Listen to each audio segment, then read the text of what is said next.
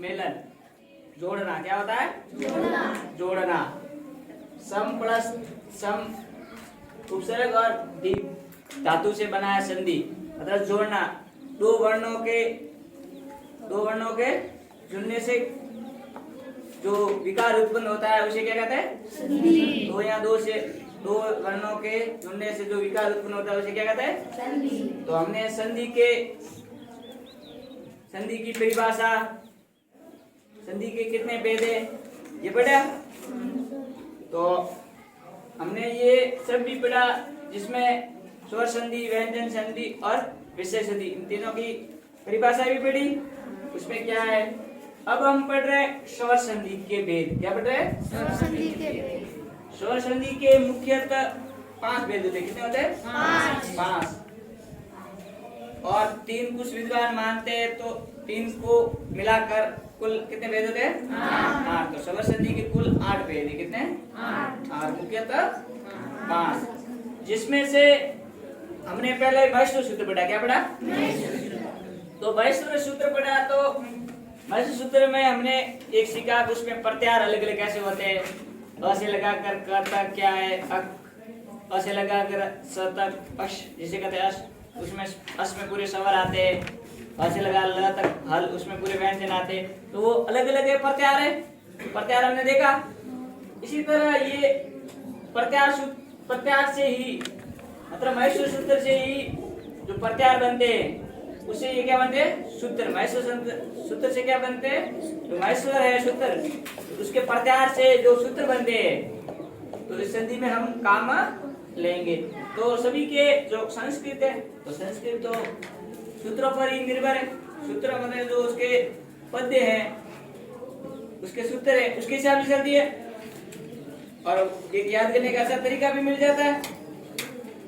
तो हमें महेश्वर सूत्र तो सभी को याद होने चाहिए। पहले जो महेश्वर सूत्र पढ़ा है वो सभी को याद होने चाहिए। उसी से ही जैसे दीर्घ स्वर संधि, दीर्घ स्वर संधि, दीर्घ का मतलब होता है बड़ा। क्या होता है? बड़ा। तो दीर्घ स्वर संधि, दीर्घ में स्वर संधि में उसका सूत्र है अक श्रवण दीर्घ, जो अ से लगाकर क तक। कहां लगा? क तक। तो अ से लगाकर क तक, कहां तक? अयुण और रील दरे का पूरा हो गया। रील दरी कितने हुए? 5।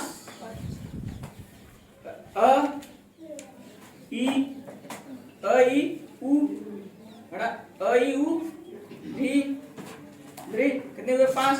ये पीछे वाले नहीं बोले जाते, इसमें गिनते हैं। तो अ ई उ और री कितने हुए?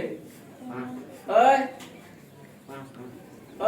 ई उ री कितने हुए? 5। ये सभी क्या रस्व है? क्या है? रस्व।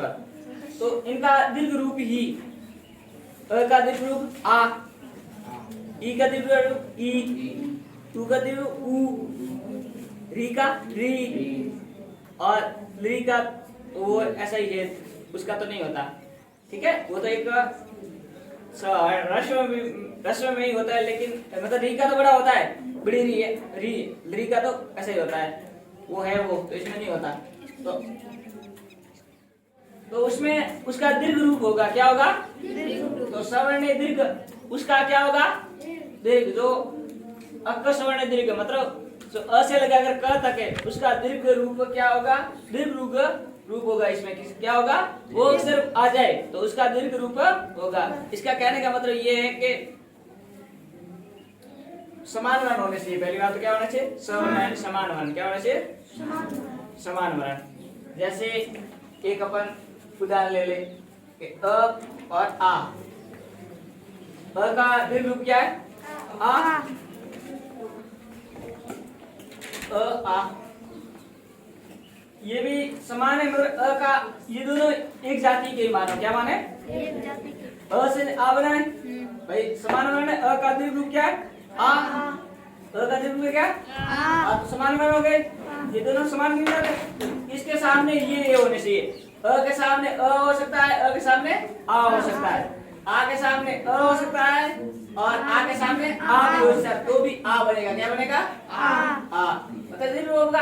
अ के सामने अ होगा भी तो ये आ बनेगा, अ के सामने आ होगा तो भी आ बनेगा, आ के सामने अ होगा तो भी आ बनेगा, आ के सामने आ होगा भी तो भी सामने अगर क्या बनेगा आ। इन दोनों में से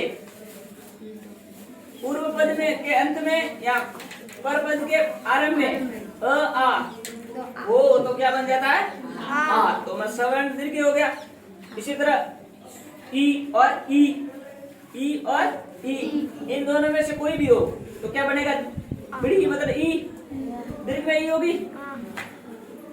तो ये आप इस नियम इस सूत्र का मतलब ये हुआ इन दोनों में से कोई भी मतलब ई तो भी क्या होगा दीर्घ होगी। तो ये ध्यान रखना के मतलब उसका दीर्घ होगा क्या होगा और समान वर्ण होने से क्या होने से समान वर्ण।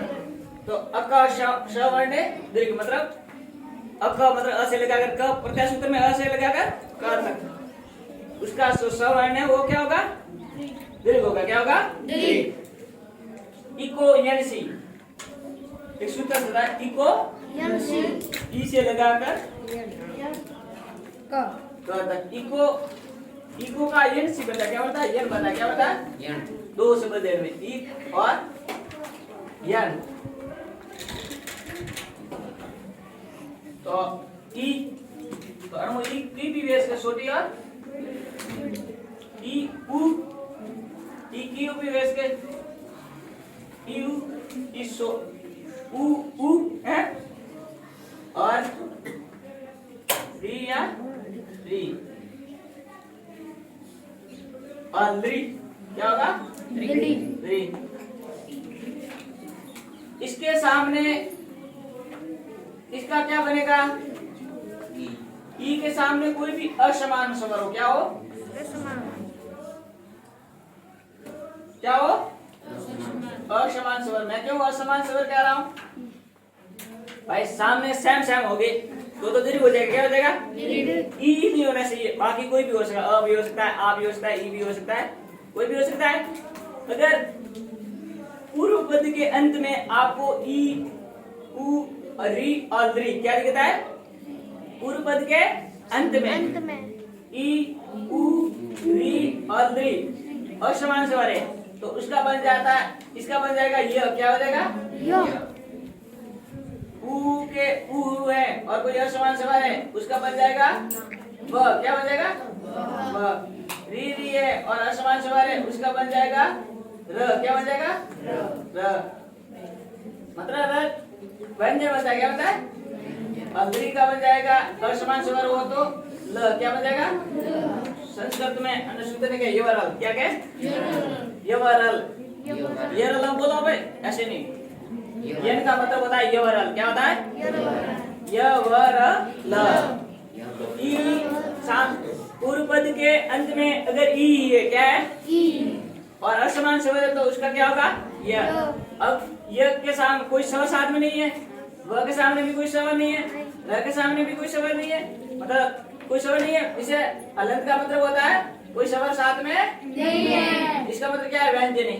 मैं ऐसे ही बोल रहा हूँ बाकी ये बोले भी नहीं जाते मैं तो आपको ऐसे ही बोल रहा हूँ बोलना भी जरूरी नहीं तो बताऊं क्या बाकी ये इसके साथ स्वर हो तो बोले जाएंगे। तो इसके सामने जो यहाँ स्वर होगा क्या होगा पूर्व पर पद के अंत पूर्व पर पद के आरंभ में जो स्वर होगा क्या होगा स्वर वो उसके साथ मात्रा लगेगी। जैसे अ है तो इसके साथ अ की मात्रा लगेगी क्या लगेगी आ है तो आ की मात्रा लगेगी। असमान स्वर में जो स्वर है उसकी क्या लगेगी मात्रा। एक है जो पूर्व पद में आपके ई की मात्रा लगी हुई थी अक्षर जो भी अक्षर था जैसे टी था क्या था तो वो टी क्या हो जाएगी स्वर रहित हो जाएगी क्या हो जाएगी मतलब और भाषा में सीधो क्या अधु भेजा अक्षर कहाँ भेजा अधु मतलब व्यंजन बन जाएगा कहाँ बन जाएगा व्यंजन का मतलब उसके साथ स्वर नहीं है। ये तो आपको एक कंफर्म याद है तो ये हो जाएगा। तो ये अच्छी तरह से हम उस टाइम समझेंगे जब ये पूरी संधि एक एक का पढ़ेंगे। हम तो अब तो क्या समझ रहे सिर्फ सूत्र पढ़ रहे क्या पढ़ रहे इसके सूत्र पढ़ रहे आद गुण ये इसी तरह आद गुण इसका मतलब दीर्घ हो जाएगा क्या हो जाएगा इसका बन जाएगा जैसे इसमें ए और वो होगा, क्या होगा इसमें, क्या हो जाएगा अ के बाद में ई हो, क्या हो तो क्या बन जाएगा ए, अ के बाद में ऊ हो तो क्या बन जाएगा ओ। इस मतलब गुण संधि का सूत्र है, क्या है गुण संधि। वर्णित संधि में अ के बाद में ए आई हो तो आई बनेगा, क्या बनेगा बेमात्रा और आई, नहीं तो बड़ा ए बनाना है, बेड़ा ए बड़ा ए होता ही नहीं। और ये वृद्धि राशि में अ के बाद में ओ हो तो क्या बन जाएगा औ बन जाएगा, क्या बन जाएगा औ। ए आदि में एस सूत्र रहता है, क्या रहता है एस, क्या रहता है एस। और तो मतलब एस का मतलब ए ओ आई और औ, ये होता है एस कुछ सूत्र आ ए हो रहा ए ओ बेटा तो बोला नहीं जाए आई ओ आई औ श आई औ सही। इसका मतलब सूत्र का मतलब हो गया ये अगला। अब होगा देखो ये इसके साथ अ है, क्या बोला जाएगा और ये क्या अवग्रसीन है, क्या है ओ एस जी आपस में कितने लोग हैं वो अ है, कहां है इसको अवग्रसीन बोला जाता है, क्या बोला जाता है अवग्रसीन, क्या बोला जाता है अवग्रसीन।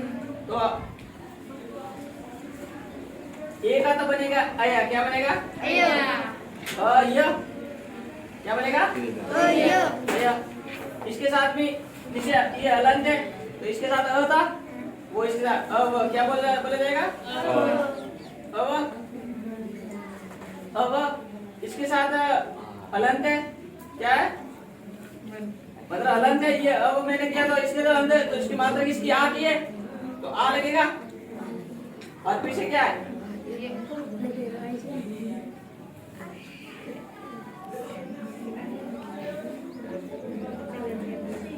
क्या ये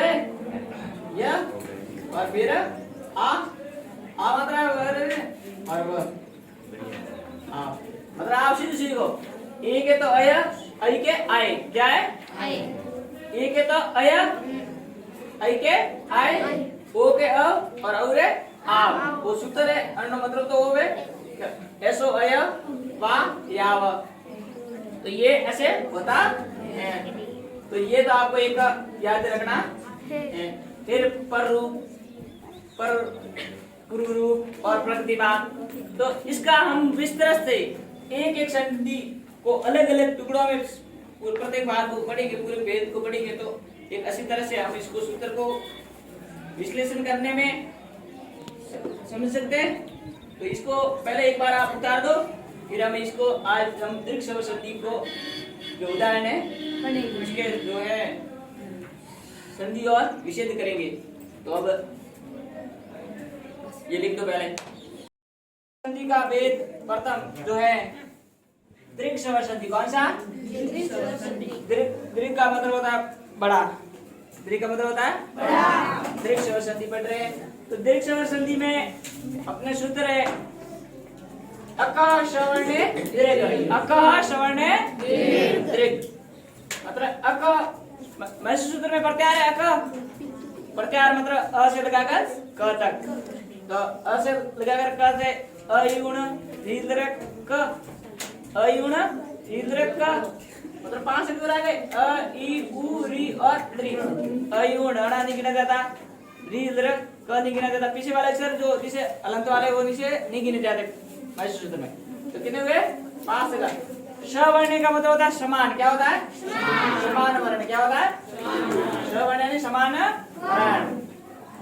दीर्घ यानी बड़ा, मतलब कह सकते हैं जब दो समान स्वर मिलते हैं, क्या मिलते हैं दो समान स्वर मिलते हैं, तो उनके स्थान पर एक दीर्घ एक आदेश हो जाता है, क्या होता है तो उसके स्थान पर छोटो हो या बड़ो, ह्रस्व स्वर हो या दीर्घ हो, क्या हो दो समान स्वर, मतलब समान स्वर अति से आवरणीय है।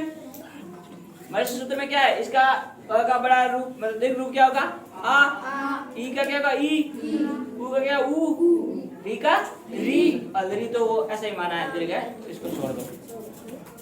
तो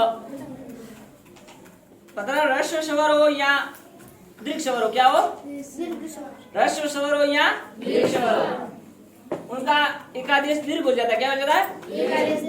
मतलब इसका मतलब क्या हुआ, जो मतलब पूर्व पद के अंत में अब शब्द वे कोई पूर्व शब्द वे को भी संधि करवा शब्द वे, तो शब्द वे मतलब उन वर्ण अब तो क्या उसको क्या देखना, वर्ण देखना है। तो पूर्व पद के अंत का वर्ण क्या होगा, पूर्व पद के अंत का वर्ण। और पर पद यानी दूसरी पद का पार आरंभ पद कौन सा, उनमें अ या आ, मतलब अ या आ या अ या आ, मतलब पहले अ या आओ या अ या ओ या आ, तो क्या बन जाता है, आ। जैसे विद्या क्या है, विद्या क्या है, ये द है और या है, विद्या, विद्या क्या है, तो विद्या में क्या है, आ है, फिर विद्या प्लस आ लिया, तो क्या है, आ मिलके क्या बना, आ। ये दोनों का क्या रूप हो गया, तो दीर्घ का एकादेश हो गया।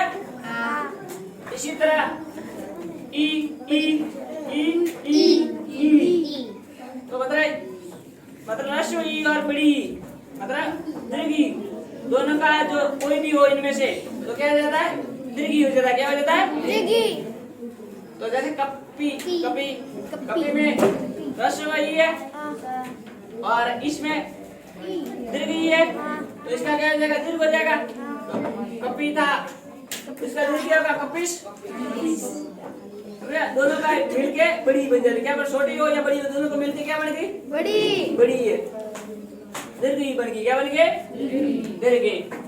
इसी तरह ऊ, ये भी समान वर्ण है, ऊ के सामने ऊ ऊ ऊ ऊ ऊ, मतलब ह्रस्व ऊ और दीर्घ ऊ, दोनों के साथ दोनों में से कोई भी हो, पूर्व पद के अंत में आरंभ और पर पद के आरंभ में, दोनों में से कोई भी हो, मतलब दीर्घ हो या ह्रस्व हो, उनका क्या होता है, दीर्घ हो जाता है। क्या हो जाता है, दीर्घ। तो ऊ, तो भानु भानु भानु में क्या है, ह्रस्व ऊ है, और उदय में क्या भी ह्रस्व है, तो भी क्या होगा, दीर्घ हो जाएगा। बड़ा ऊ की मात्रा लगी, दीर्घ ऊ की मात्रा लगी, तो इसे भानुदय। इसी तरह ह्रस्व ई और दीर्घ ई, दोनों में से कोई भी हो तो क्या बन जाता है, दीर्घ बन जाता है। पितृ पितृ प्लस ऋण, पितृ प्लस तो पितृ बड़ा री बन गया, तो ये दीर्घ हो जाता है। तो ये अपने हम इसका अलग मतलब बहुत से कुछ उदाहरण करेंगे, तो इसी तरह अपन को अच्छी तरह समझ में आएगा। तो चले अब हम करते हैं एक्सरसाइज के जो सूत्र है वो बड़ा, वो कैसे होती है, ये बड़ा उसका। तो अब देखो हम कुछ एग्जाम्पल उदाहरण करते, क्या करते हैं, तो विषेद करते हैं। और एक तो ये पूरा है संधि, क्या है, और ये क्या है, विषेद, क्या है, विषेद। टुकड़ा किधर है, तो कहाँ है, विषेद लेगा में, विषेद आगा में संधि, संधि।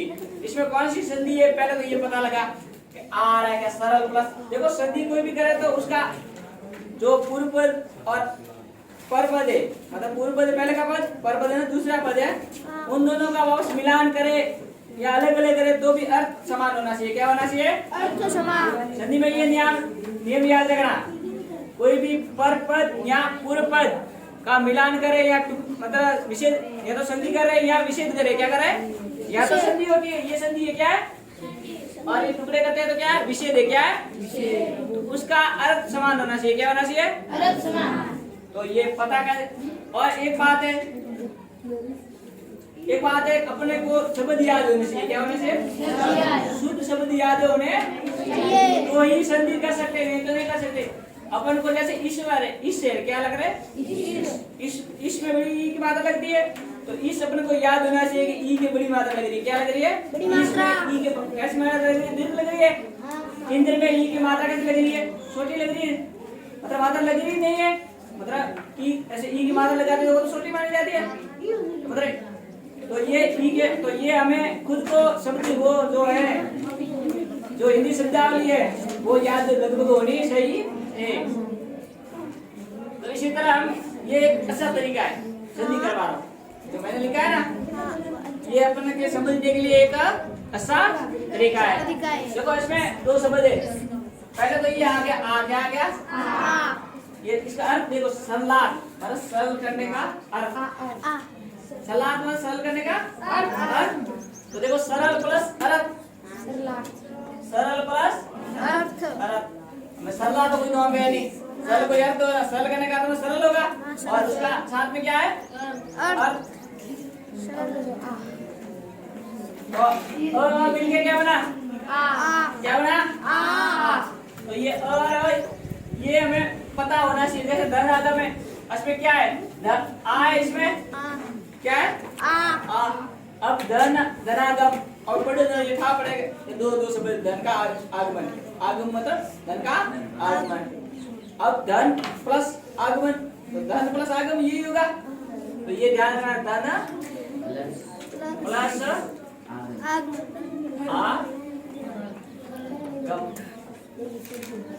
ये तो है संधि। और ये क्या कर रहे हैं हम, विच्छेद करें, क्या करें, विच्छेद।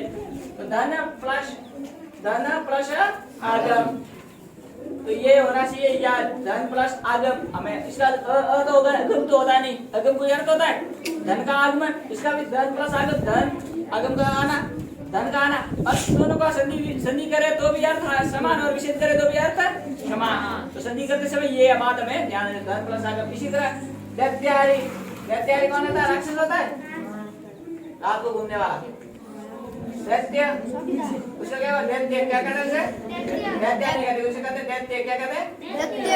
अरियनी दुश्मन क्या होता है, तो अरि होगा, क्या होगा, ना या होगा। ये हमें अर्थ याद होने चाहिए, इससे ही संधि कर सकते हो, दैत्य और य और मिलके क्या बना, आ बना। अब देखो विष्णु, अब आपको मालूम होना चाहिए विष्णु नाम कैसे लिखा जाता है। पहली बात ऐसे लिखा जाता है, और उ के मात्रा छोटी होती है उदी में, विष्णु का उद्देश्य। तो विष्णु प्लस उदी दोनों क्या है, ह्रस्व हुए, तो क्या होगा, दीर्घ हो गया। संधि में क्या हो गया, दीर्घ हो गया। इसी तरह हरि, हरि में हमेशा जो ई की मात्रा कैसी होती है, ह्रस्व होती है, क्या होती है, हरि।